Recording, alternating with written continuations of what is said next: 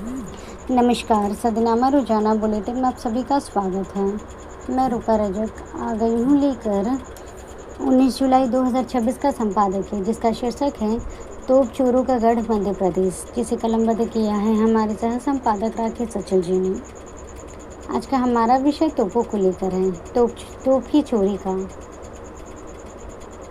नवरल किले का इतिहास जानना हो तो भूगोल खंगाल लीजिए। मैं तो इस चोरी के बहाने मप्र सरकार की पूरा संपदा के प्रति लापरवाही को रेखांकित करना चाहता हूँ।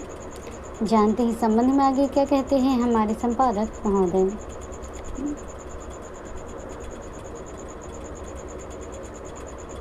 मध्य प्रदेश में केवल सरकारें ही नहीं चुराई जाती, बल्कि तोपें भी चोरी होती हैं। सूबे के शिवपुरी के नवरल किले से पूर्व सिंधिया रियासत की 400 साल पुरानी तोपें चोरी हो गई। बदमाश किले की कचहरी से 16वीं शताब्दी की करीब 3500 किलो वजनी तोप के साथ एक प्रमाणिक इतिहास भी चुरा कर ले गए। अंतर्राष्ट्रीय चोर बाजार में इसकी कीमत करोड़ों रुपए की होगी। मध्य प्रदेश के चारों तरफ पूरा संपदा बिखरी पड़ी है। गढ़ियों और किलों में आज भी शताब्दियों पुरानी टनों वजनी तोपें खुले आसमान के नीचे खुली पड़ी हैं। चोरी गई तोपें भी इन्हीं में से थीं। ये तमाम तोपें मुगलों, अंग्रेजों और मराठों की होंगी। ये तोपें या तो भारतीय पुरातत्व सर्वे के पास है या फिर राज्य पुरातत्व विभाग के पास है। जिनके पास न हो तो इस अनमोल धरोहर को संभालने के लिए बजट और न सुरक्षा का वाजिब प्रबंधन। नवरल किले का इतिहास जानना हो तो पूरा भूगोल खंगाल लीजिए। इस चोरी के बहाने मप्र सरकार की पूरा संपदा के प्रति लापरवाही को रेखांकित करना चाहता हूँ। यही तोपें यदि आज अमेरिका के पास होती तो न सिर्फ इनका तेल पानी ढंग से हो रहा होता, बल्कि ये सामग्री सरकार और समाज के लिए गर्व का विषय होता। चोरों ने वारदात को पूरी योजना बनाकर अंजाम दिया। तोप को पहले गद्दों में लपेटा, फिर बैरिंग लगी हुई लोहे की ट्रॉली की मदद से करीब 3000 फीट नीचे उतारा। इसके बाद लोडिंग गाड़ी में लादकर चोर फरार हो गए। ये वारदात 15 जुलाई की रात की है।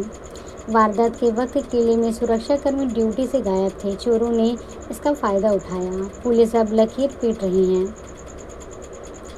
पुलिस को अब पता चल रहा है कि चोरों ने इस चोरी की पूरी तैयारी इससे पहले से ही कर रखी थी। एक पखवाड़ा पहले ही बदमाशों ने इसी तोप को उसके मूल स्थान से नीचे गिरा दिया था, लेकिन अत्यधिक वजन होने के कारण उसे वहां से ले नहीं जा सके। तोप चोरी की सूचना भी ड्यूटी से नदारद सुरक्षा बोर्डों ने गवर्नर नवरल थाने में खुद दी।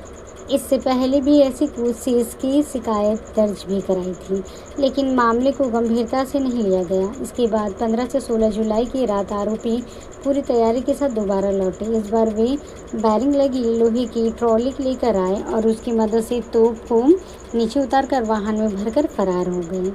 मैंने वर्षों पहले नवरल किले की कचहरी में सिंधिया राजवंश काल की कुल 14 दुर्लभ ऐतिहासिक तोपें देखे थे।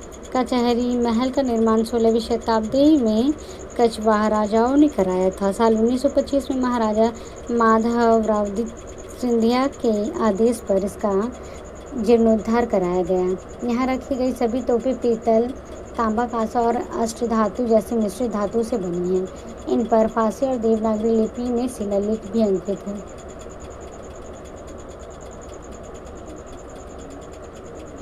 नवरल के किले की सुरक्षा के लिए 6 गार्ड तैनात हैं। इनमें 4 गार्ड दिन और 2 गार्ड रात की ड्यूटी करते हैं। घटना वाली रात दोनों गार्ड ड्यूटी छोड़कर घर चले गए थे। इसी वजह से चोरों को ऐतिहासिक तोप चोरी करने का मौका मिल गया। दुर्भाग्य की बात यह है कि मप्र पुलिस के लिए तोप चोरी का मामला अब चोरियों जैसा ही है। इसलिए इस वारदात के बाद न पुलिस मुख्यालय से कोई नवरल आया और न सचिवालय से, जबकि इस वारदात से दुनिया भर में मप्र में कानून और व्यवस्था को लेकर मप्र की नाक कट गई। मप्र के विदिशा में सबसे बड़ा तोप हुआ करता था, जो बाद में कहावत बन गई। लोग किसी को भी ताना मारते तो कहते कोई भेलसा की तोप है। मेरी फस्तीस के मुताबिक मध्य प्रदेश में प्रमुख खर्च छोटे बड़े किलो और गड्ढियों की संख्या 200 से अधिक है। इनमें आज भी लगभग